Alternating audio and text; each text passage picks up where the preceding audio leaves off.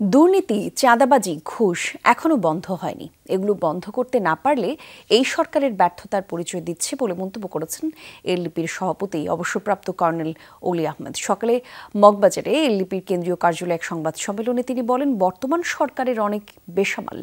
দেশ সঠিকভাবে পরিচালনার জন্য তাদের আগে নিয়ন্ত্রণ করতে হবে। বিভিন্ন পদে ফ্যাসিবাদীদের দোসররা পদায়ন করা হচ্ছে বলে অভিযোগ করেন অলি আহমেদ। বলেন, এভাবে কাঙ্ক্ষিত লক্ষ্য অর্জিত হবে না। পুলিশ সহ আইন শৃঙ্খলা বাহিনীর দায়িত্ব পালন না করলে কঠোর ব্যবস্থা নেওয়ার আহ্বান জানান তিনি। অলি আহমেদ বলেন, যারা স্বৈরাচারকে নিরাপদে থাকার সুযোগ করে দেয় তারা বাংলাদেশের বন্ধু নয়। মমতার বক্তব্যের বিষয়ে তিনি বলেন, ভারতের মুসলিমদের উপর যে অত্যাচার হচ্ছে সেজন্য বরং সেখানেই জাতিসংঘ শান্তিরক্ষী বাহিনী মোতায়েন করা উচিত।